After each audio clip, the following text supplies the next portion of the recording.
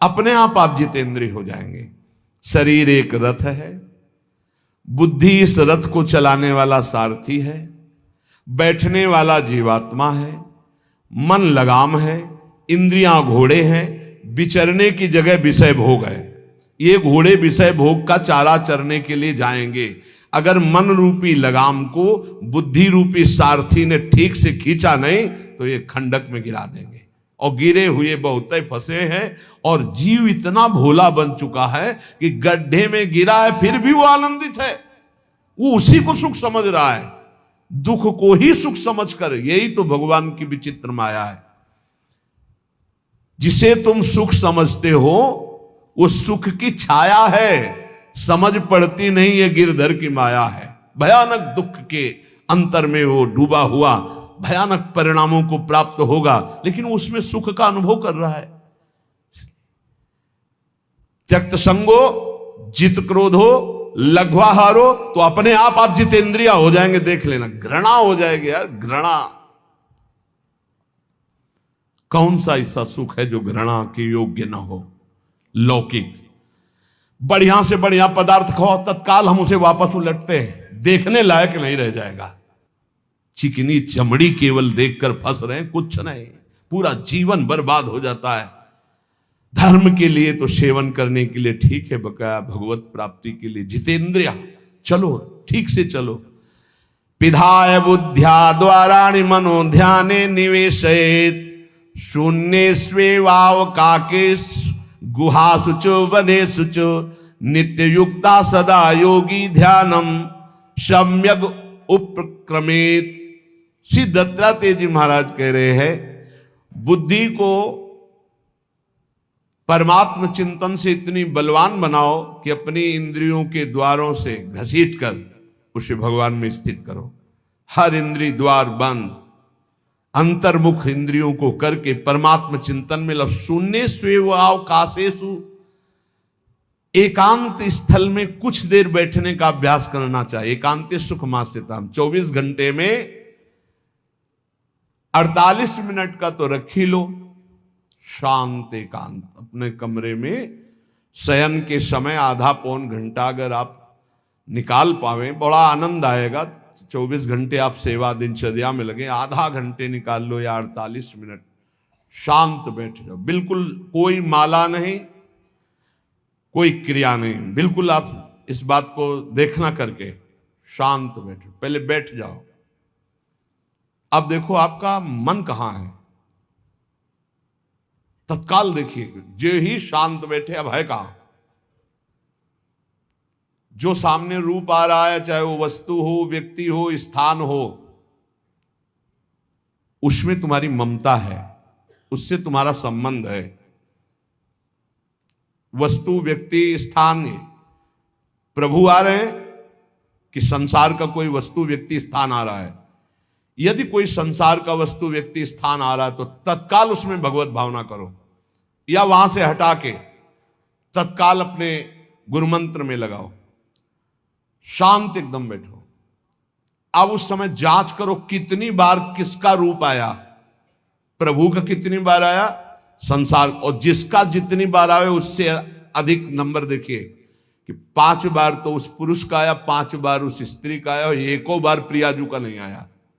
इसका मतलब अभी प्रियाजू में हमारा मन नहीं लगा, अभी यहां स्त्री पुरुष में, वस्तु में, व्यक्ति में, स्थान में लगा।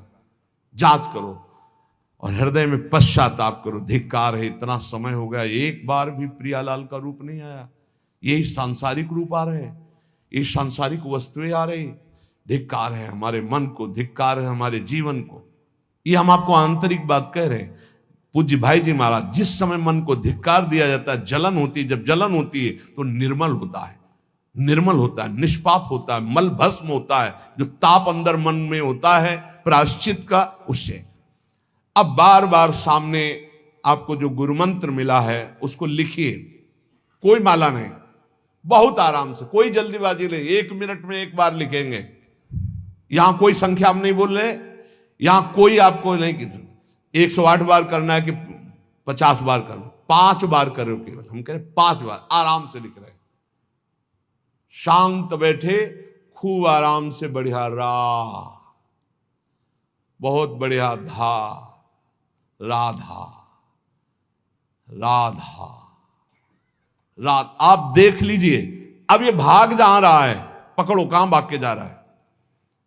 इस वस्तु से क्या संबंध है, इस व्यक्ति से क्या संबंध है, कितनी बार इसको छुआ है, देखा है, भोगा है, मिले हैं, सूंघा है, कितनी जन्मों में। धिक्कार तुझे मन, जो तू राधा नाम को छोड़कर, प्रियाजू के इस अमृत में नाम को छोड़कर भाग रहा है, फिर उसे लाओ नाम में, फिर लाओ नाम में। आप देखिएगा एक दिन उसी रा और धा के बीच में प्यारी जो और प्यारे जो मुस्कुराते दिखाई देंगे। देख लेना, एक समय 24 घंटे में ऐसा निकालो जिस समय आप अपनी अंतःकरण की वृत्ति को बार बार बाहर जाते हुए घसीट कर अंतर में लगाओ। हर समय साधन में लगे हो, लेकिन एक समय इतना साधन कर, जो गृहस्थी में हम कह रहे हैं 10 मिनट शुरू करो भाई, 10 मिनट से 10 मिनट शांत होकर बैठ जाओ। 10 मिनट बैठने में क्या परेशानी, उस समय जांच करो, जहां जहां मन जाए वहां से हटाकर नाम में लगाओ। बार बार सुंदर स्वर्णिम अक्षरों से नाम लिख रहे, रंग बिरंगे अक्षरों से, रा और रंग से, बड़ी आ की मात्रा और रंग से, धा और रंग से, बड़ी आ की मात्रा और रंग से, ऊपर के ऐसे खेलो, मन को खिलाओ, राधा नाम में खिलाओ, डुबाओ इसमें। आप देख लेना, हमारी बात को समझ लो। केवल ये वो बात कह रहे हैं जो आपको प्रियाजू के रूप के ध्यान में डुबो देगी। यही राधा नाम रूप प्रकाशित करेगा। तेरो रूप कहे त नहीं आवे, सी हरिवंश कछुक जस गावे, वो रूप ये प्रकाशित कर देगा। तो कह रहे शून्य स्वेवाव काशेषु, एकांत स्थान में जहां आपको विक्षेप न पड़े। ऐसी वृत्ति के समय अगर आपको कोई शोरगुल सुनाई दे रहा हो, आपका अभ्यास दृढ़ नहीं, तो एक रुई को ऐसे कपड़े में करके, महीन कपड़े में 2 बना लो, ऐसे लगा लो, कान में लगा लो, आवाजें नहीं जाएगी। अब ध्यान करो, देखो साधन की प्रणाली। और जब अपने साधन की बात होती है ना, तो आप हजारों अलग अलग आवाज करो तो हमें बस इतना समझ में आएगा कि चिड़िया चहचहा रहे हैं, आवाजें निकल रही, बस हमारे लक्ष्य में कोई अंतर नहीं पड़ने वाला। और अगर डूबना हो गया तो आवाज भी खत्म, श्रवणेंद्रिय होते हुए भी शोरगुल नहीं सुनाई देगा। पर प्रारंभिक दशा में ऐसा चाहिए। अगर आपको बार बार विक्षेप हो रहा हो, विक्षेप तो इतना कि घड़ी का टक टक भी बर्दाश्त नहीं होता, मन है ध्यान में बैठे ना, वो पहली बार एक खिड़की खुला है, खिड़की खुला है, खिड़की, अब उठो, पहले खिड़की बंद करके आओ। ये इसको बैठते ही देख लो कि कोई ऐसा प्रश्न तो नहीं कर रहा कि अमुक कोई बात हो, उसको निपटा दो पहले। हम सबसे पहला काम करते थे, अगर राधा वल्लभ जी के दर्शन करने जाने हो, हमें इत्र खरीदना, तो सबसे पहला काम हम इत्र खरीदेंगे। क्यों? ये दर्शन नहीं करने देंगे, इत्र खरीदना है। बार बार कहेगा इत्र हमें दर्शन में नहीं डूबने देगा, तो पहले हम वो काम सब कर लेते थे जो राधा वल्लभ जी के दर्शन के बाद कर रहे हैं। अब दर्शन में तो केवल दर्शन। ऐसे ही जब हम ये जो 20 मिनट, 30 मिनट, 40 मिनट समय की बात करें, इसमें जब आपको समय देना हो तो कृपया मन के लिए कोई काम मत छोड़ना, वो बिल्कुल फुर्सत वाला। इसलिए हम कह रहे हैं सोने जाने के समय कि अब हम शयन करने जा रहे हैं, उस समय आप समय दीजिए। और अगर ये पहले ही बार में कह दे कि अमुक अमुक अमुक, तो तुरंत सुधार दीजिए, नहीं पूरे ध्यान में वही चलाएगा। वो बहुत बहुत ही विघ्नकारी रहता है जब तक निर्मल नहीं हो जाता।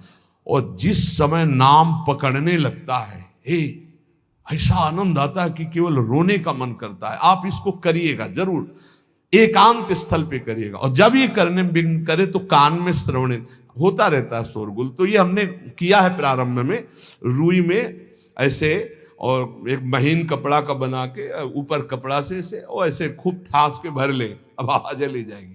अब अंदर राधा राधा राधा आनंद आएगा। ये प्रारंभिक है, ये आगे चल के इनकी जरूरत नहीं पड़ती अंतर्मुख होने पर। तो एकांत स्थल में जब इस तरह से साधना की जाती है तो उपासक का चित्त भगवदाकार होने लगता है। कह रहे हैं वही सच्चा सन्यासी है। वाग्दंड कर्मदंडश्च मनोदंडश्च ते त्रयः यस्यैते नियता दंडा सत्यदंडी महायति। श्री दत्तात्रेय जी महाराज कह रहे हैं वाग्दंड, जिसने वाणी को, वाग्दंड मौन में स्थित कर दिया। वाग्दंड यही प्रपंच की वार्ता नहीं बोलनी, भगवद वार्ता केवल बोलनी। वाणी को दंडित करो, ये बहुत चटर चटर प्रपंच की बातें करती, नाम जपने में इसको थकान लगती है, प्रपंच की बातें करने में नहीं। इसलिए इसको मौन के द्वारा वाणी को शासन में रखो, या तो भगवत चर्चा या मौन। दूसरा कर्मदंड, जो सन्यासी होता है वो निष्कर्म अवस्था की तरफ बढ़ता है। प्रापंचिक कर्मों को करते हुए भगवान नाम स्मरण करके यदि कर्म समर्पण कर दिया जाए तो वही गति प्राप्त होती है। ये तो सर्वाणि कर्माणि मयि सन्न्यस्य मत्पराः, प्रापंचिक कर्म है, व्यापार, नौकरी आदि नाना प्रकार के। लेकिन इन कर्मों को भगवत स्मरण करते हुए किया जाए, भगवत समर्पित कर दिया तो वही गति प्राप्त होती है जो निष्कर्म अवस्था को प्राप्त सन्यासी की होती है। 3 दंड होते हैं, वागदंड, और एक होता है कर्मदंड, शरीर को निश्चेष्ट रखना, निष्क्रिय रखना, और मनोदंड, मन को निसंकल्पित रखना, कोई संकल्प न बनना। इसे संन्यास भाव को प्राप्त महापुरुष की अवधूत स्थिति तक पहुंचने का यह रास्ता है। वागदंड, कर्मदंड, मनोदंड, वाणी को मौन के द्वारा, शरीर को निश्चेष्टता के द्वारा निष्कर्म स्थिति के लिए, और मन को निसंकल्पता के द्वारा, कोई संकल्प न बनावे, ऐसा का ऐसा, ऐसा नहीं, जैसा प्रभु जब चाहे जैसा, हमारा कोई संकल्प विकल्प नहीं। वाणी से भगवत चर्चा, शरीर से भागवतिक कर्म, नहीं तो सांसारिक विरत बहुकर्मा, निरत निरंतर सज्जन धर्मा। अब एक परम धर्म की बात का वर्णन कर रहे हैं। गृहस्थ धर्म में जैसे है, या जिनके पास बहुत अर्थव्यवस्था है, उनको चाहिए कि गौ सेवा से बहुत जल्दी शरीर पवित्र होता है, हृदय भी पवित्र होता है, और गोविंद भी प्रसन्न होते हैं। यदि गावः प्रदक्षिणीर कार्या वंदनीया ही नित्यशः मंगलायतनम दिव्याः श्रेष्ठास्त्वेता स्वयंभुवा। यदि गाय घर में पाली जाए या गौशाला खोली जाए और गौओं की सेवा की जाए, जिनके पास अर्थ है, भाव है, भगवान स्वयं श्री कृष्णचंद्र जी ने गौ सेवा स्वीकार की, गौवें चराई। गौओं की परिक्रमा करने से, जैसे आप प्रभु के बिहारी जी के मंदिर की 4 परिक्रमा करें तो जो फल आपको मिलेगा वही गाय की 4 परिक्रमा कर लें तो आपको प्राप्त हो जाएगा। गौ की प्रदक्षिणा से, गावः प्रदक्षिणी कार्या वंदनीया ही नित्यशः, जो रोज गाय को प्रणाम करता है और गाय की प्रदक्षिणा करता है तो भगवत प्रदक्षिणा का उसे फल प्राप्त होता है। जहां गौएं विराजमान होती हैं वो बड़ा पवित्र दिव्य तीर्थ स्थल माना जाता है। गौएं जहां विराजमान रहती, गौशाला में भजन करे तो कई गुना बढ़कर के प्राप्त होता है। स्वयं ब्रह्मा जी ने गौओं को दिव्य गुणों से विभूषित बनाया है। अप्यागाराणि विप्राणाम देवतायतनानि च यद गोमयेन शुद्ध्यंतिम किम ब्रूमो हृदिकम ततः। गाय के गोबर से जहां लेपा जाता है वहां जिस देवता का आवाहन करोगे वही देवता आकर विराजमान हो जाएगा। अपवित्र भूमि में भी यदि गाय के गोबर का लेप कर दिया जाए तो परम पवित्र मानी जाती है। गाय बहुत पवित्र, जहां वो बैठती है, जहां वो मूत्र त्याग करती, गोबर त्याग करती, वो स्थान तीर्थ तुल्य पवित्र माना जाता है। भगवान जब गाय के पीछे पीछे चलते तो गोरज उड़कर उनके मस्तक पर विराजमान होती, उनके मुखार बिंद पर विराजमान होती। बाल गोविंद के अनिष्टों को दूर करने के लिए गाय के पूंछ को उनके ऊपर से झाड़ा देती थी मैया। जब गुरुमंत्र वैदिक सिद्धांत से दिया गया था पहली बार तो पंचगव्य पिलाया गया था। गोमूत्रम गोमयम क्षीरम दधि सर्पिस्तथैव च गवाम पंच पवित्राणि पुनंत सकलम जगत। कितना भी बड़ा पापी हो, अगर पंचगव्य पिलाया जाए तो वो वैदिक मंत्रों को स्वीकार करने लायक हो जाता है, पवित्र हो जाता है। पंचगव्य में 5 चीजें गाय की होती है। गाय का मूत्र, गाय का गोबर, गाय का दूध, गाय का दही और गाय का घी, ये पांचों मिलाकर पंचगव्य पिलाया गया था। पहली बार जब वैदिक मंत्र दिया गया था तो पंचगव्य बनवाया था गुरुदेव भगवान ने सन्यास, और वो पिलाया था। ये पंचगव्य पिलाने से अपवित्रता का नाश होकर पवित्रता का संचार होता है।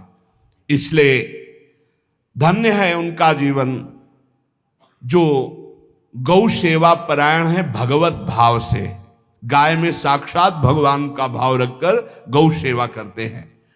त्रिषिता गौर गृहे बद्धा गेहे कन्या रजस्वला देवशास्त्र सन्निर्माल्य हंति पुण्यम पुराकृतम।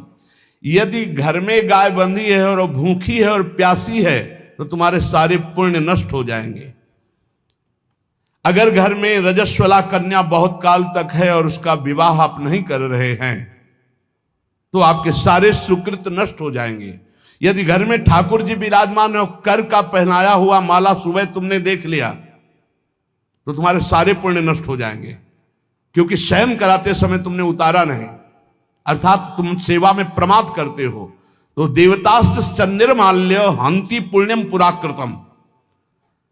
जैसे सुबह श्रृंगार किया तो रात्रि के शयन के समय वो हटा लेने चाहिए माले। जब हम शयन कराते हैं तो भले पुष्प शैया पे शयन कराएं पर माला नहीं धारण कराएं। श्रृंगार का माला अगर दूसरे दिन दर्शन किए क्यों पहने ठाकुर जी, तो तुम्हारे सुकृत नष्ट हो जाएंगे। गाय बंदी हो घर में, वो प्यासी है और भूखी है, तुम्हारे सुकृत नष्ट हो जाएंगे।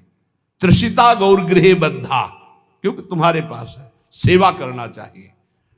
यो वै गाम प्रतिसिद्धेन्तो चरंतिम च स्वतरणम नरहा तस्य पूर्वे च पितरा कंपन्ते पतनोन्मुखा। यदि गाय हरी हरी घास चर रही कहीं और तुमने डंडा ऊपर प्रहार किया और लाठी मारी तो तुम्हारे पितर खोपड़ी के बल नरक जाने के लिए तैयार हो गए। ये लिखा है चरंतिम स्वम तृणम नरहा तो तस्य पूर्वे च पितरा कंपन्ते पतनोन्मुखा। इसीलिए क्या भारत से कहीं किसी की तुलना हो सकती है जहां गौ को माता की पदवी दी गई, जहां गौ को हम आराध्य देव के रूप में मानते हैं, आराधना करते हैं। गौ रक्षा, गौ सेवा, ये बहुत बड़ा इसमें छुपा हुआ है। स्वयं भगवान अवतरित होकर गौ जब गाय के रूप में पृथ्वी रमाती तो भगवान का अवतार हुआ है। बड़ा विचित्र समय आता चला जा रहा है कि अब आधुनिक यंत्रों की ऐसी सेवाएं हो गई बड़ी बड़ी कि अब ना बैल की जरूरत है और ऐसे दूध की महंगाई बन गई कि अब देसी गाय 2 लीटर 3 लीटर 4 लीटर और ऐसी ऐसी कि 20-20 25-25 लीटर दे तो कौन देसी गाय को। तो गौओं का सेवा का भावना शास्त्र आज्ञा करता है कि जो प्रतिदिन अग्रग्रासे परोभावा कर्तव्यो भक्ति तोन्वहम अकृत्वा स्वयं आहारम कुर्वम नापनोति दुर्गतिम। जे ही तुम्हारे गृहस्थ में घरों में पहले होता था, अब तो भगवान जाने, जे ही पहली रोटी तवा में गई तो वो निकाल करके पक्की रखी जाती थी गौग्रास के लिए, पहला रसोई में। तो इसमें लिखा प्रतिदिन स्वभोजनम, पहले स्वयं भोजन न करके गाय के लिए ग्रास निकालना चाहिए। तो जिनके पास अर्थव्यवस्था जो गृहस्थ धर्म में है या जिनके पास अर्थ है, कुछ रोज 1 रुपया निकालो। हम कह रहे रोज निकालो तो महीने में 30 रुपया होते। 30 रुपया में एक गाय को हरी घास तो एक टाइम पवा ही सकते हो ना, बहुत नहीं है तो 1-1 रुपया निकाल के अगर एक गाय को चारा दोगे तो एक बार का भोजन तो हो ही सकता है। 30 रुपया में हरी घास जाकर के उसके दावा एक बार तो पवा दोगे ना। अग्रग्रासे परोभावा कर्तव्य भक्ति तोन्वहम, भक्ति पूर्वक गाय को 1 ग्रास भोजन में 1 रोटी तो निकालना चाहिए गाय के लिए, ऐसा शास्त्र आज्ञा कहता है। जो ऐसा करता है तो अकृत्वा स्वयमाहारम कुर्वन् नाप्नोति दुर्गतिम, अपने आहार से 1 रोटी निकालकर गाय को देता है और स्वयं 3 रोटी भले पाले 1 रोटी गाय को दे दी तो बोले उसकी दुर्गति नहीं होगी, अर्थात उसके अंदर भाव बढ़ता चला जाएगा वो भगवान की भक्ति में। और तेनाग्नयो हुता सम्यक पितरश्चापि तर्पिताः देवास्त्र पूजितास्ते न यो ददात गवान्हिकम, जो प्रतिदिन गौग्रास निकालता है, अर्पित करता है, तो उसको अग्निहोत्र करने का फल मिलता है, उसके पितरों को तृप्ति मिलती है और समस्त देवताओं के पूजन का फल मिल जाता है जो गौग्रास निकालता है।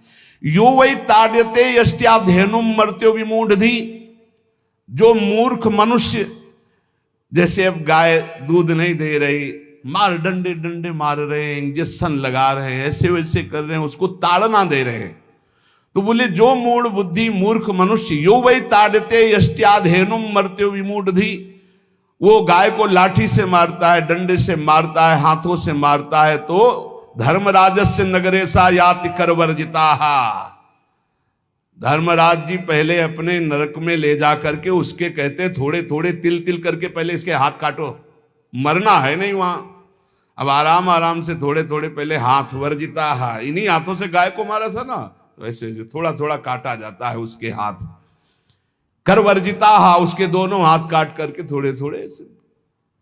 यो वै दंसान वार्यति तस्य पूर्वे कृतार्थ काहा, नृत्यंत सवादिस्मास्तरिष्यति भाग्यवान, जो गौ के शरीर को स्नान कराता है, गौ के शरीर को कीट आदि से मच्छर आदि से रक्षा करता है, और खूब अच्छा अच्छा पदार्थ गौ को, केवल दूध के लोभ से नहीं, ये हम गौ सेवा की बात कर रहे हैं, ये कि नहीं वहां 10 लीटर दूध देती तो हाथ फेरो, जब दूध नहीं देती है तो चारा भी ठीक से नहीं दे रहे, और उसके ये स्वार्थी हो, गौ सेवा का बात नहीं, वो दूध का लोभी केवल व्यापार की बात करता है। गौ सेवा का तात्पर्य है गौ सेवा, केवल खूब बछड़े को पिला दिया प्रसाद रूप से, जो दूध मिला उसका अपने सेवन की, वो बात तो अलग है। अब बछड़े को तो जरा सा केवल पिन्हाने के लिए कर दिया और खूब सारा दूध लीटर में नाप करके जा रहा है, और उस समय तक तो खवाओ पियाओगे ही खूब अच्छे से, इसके बाद जब दूध देना बंद किया तो उसका आदर सत्कार खत्म, खोल के बाहर ऐसे वो प्लास्टिक खाते घूम रही है, तो ये गौ सेवा नहीं मानी जाएगी, वो स्वार्थ पूर्ति मानी जाएगी।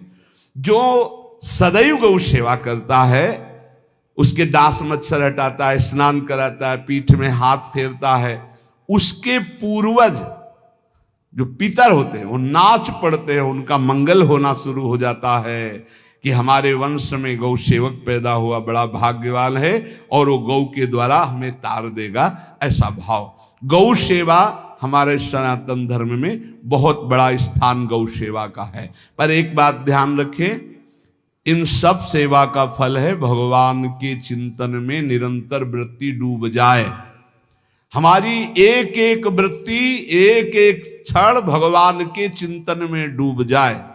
अगर नहीं तो हम आपको उत्तर दे रहे हैं। कल प्रश्न हुआ था कि क्या गौ सेवा के बिना मुक्ति मिल सकती है? क्या महाराज नृग जैसा कोई गौ सेवक हुआ है दानी? भागवत में पढ़ लेना, करोड़ करोड़ गायों को, करोड़ों गौशालाएं थी, एक दो नहीं, इसलिए कह रहे हैं करोड़ों शब्द कि आप उसको कहीं ज्यादा ना समझें। पृथ्वी के कोई भूमि के कण गिन सकता है, बारिश की बूंदे गिन सकता है, लेकिन महाराज नृग की गौएं जितनी दान की गई वो गिनी नहीं जा सकती थी, ऐसा वर्णन आता है। अरबों अर्बुद गौओं की सब स्वर्ण से अभिषिक्त करके ब्राह्मणों को दान करना, इतने बड़े गौ सेवक, इतने बड़े दान करने वाले, एक चूक हो गई, ना दान लेने वाले तपस्वी ब्राह्मण की गाय किसी अन्य ब्राह्मण को दान कर दी, और वो ब्राह्मण ने जब गाय देखी बोली मेरी गाय चुरा ली, बोले महाराज नृग ने दी। महाराज नृग से कहा मेरी गाय है, तो उनका गौशाला में आ गई होगी, आपको 10,000 गौएं देते हैं, आप अपनी गाय। बोले मैं प्रतिग्रह नहीं लेता, जिसने दान लिया था उसने कहा गाय यही लेके जाऊंगा, तो उनका आप गाय छोड़ दीजिए, आपको 10,000 गाय देते। बोले नहीं लूंगा। बस अनजाने के अपराध ने गिरगिट बना दिया था, कुएं का गिरगिट। पर भगवान बड़े कृपालु हैं, गौ सेवक थे, इसलिए गोविंद द्वारिकाधीश जी ने उनका उद्धार किया।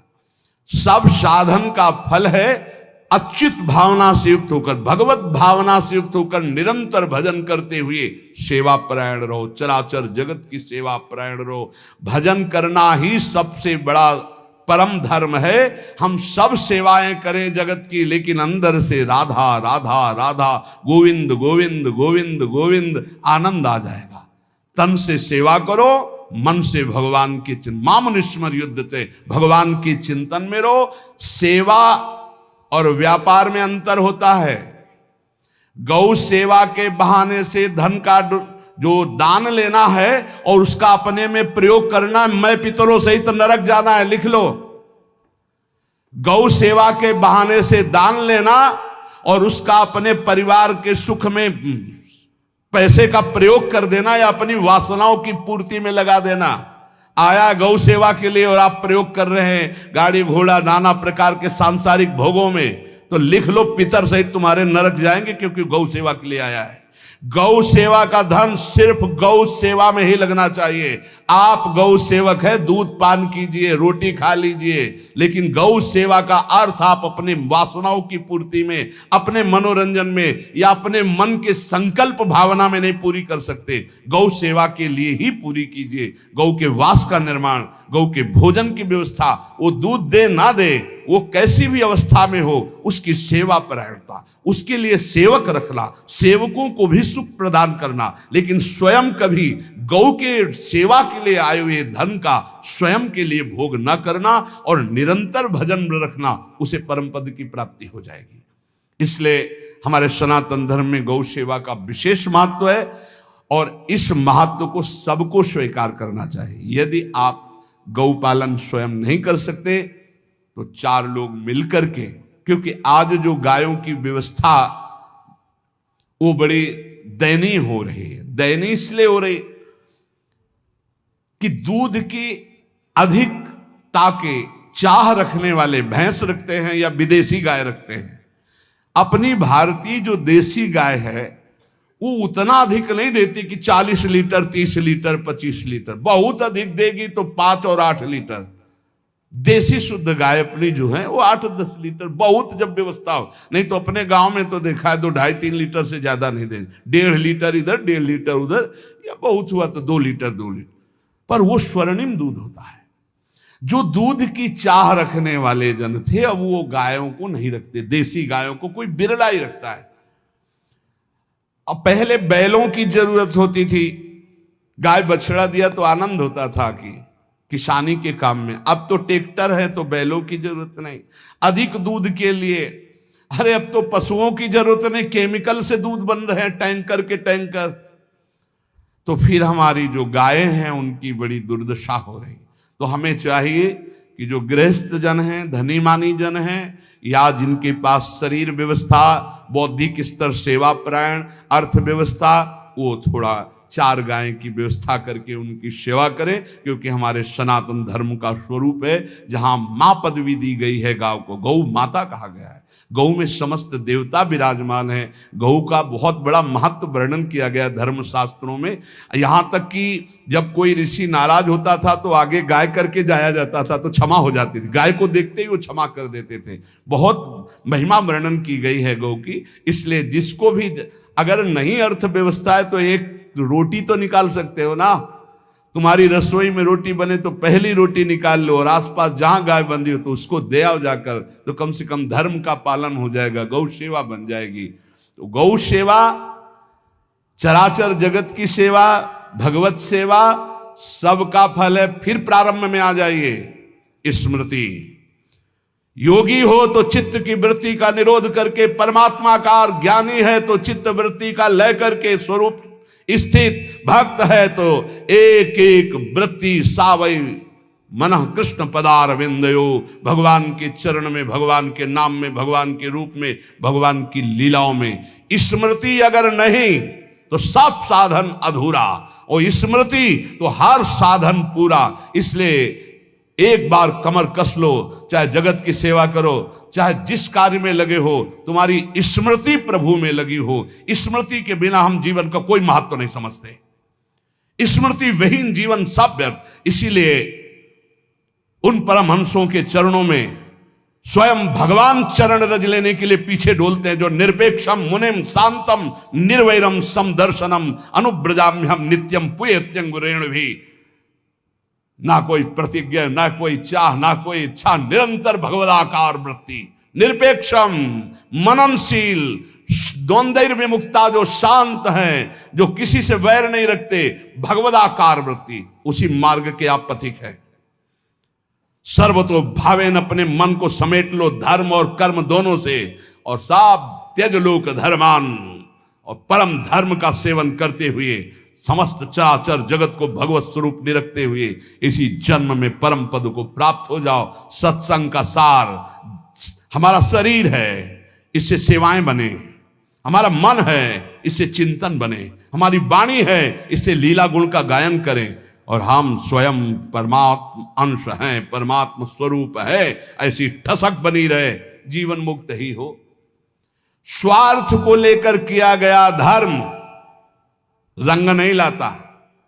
निष्काम किया हुआ छोटा सा भी धर्म परमार्थ की ऊंचाई पर चढ़ा देगा। ध्यान रखना, परमार्थ की ऊंचाई पर चढ़ा देगा। इसलिए निष्कामता सब सोहित, निष्कामति। श्री वृंदावन विश्राम श्री राधा वल्लभ लाल को हृदय ध्यान मुख नाम।